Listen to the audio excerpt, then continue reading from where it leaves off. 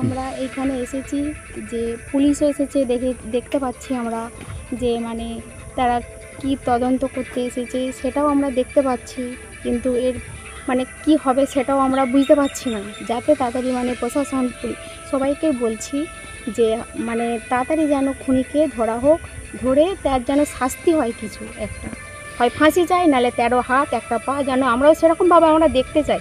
দেখলে তবে আমাদের মনটা মানে আমাদের শান্তি হবে, নাহলে আমাদের শান্তি হচ্ছে না।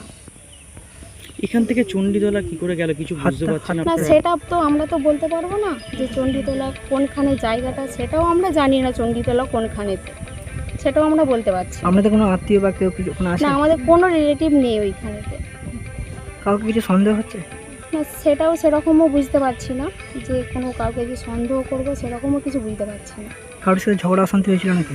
না সেরকমও কিছু নেই, সে খালি ওই তো আসে একই বারবার, আমি আগেও বলেছি মিডিয়ার কাছে, এখনও বলছি যে সে আসে, গরু নিয়ে আসে, টুকটাক মাঠেতে কাজ করে, তার একটা ডান হাত ডান পা তার একটু প্যারালাইজ টাইপের, সে আসে পা ঘষে ঘষে, মানে 5টা মানুষ বুঝতে পারে যে মানুষটা আসছে। তার বাড়িতে কে কে আছে?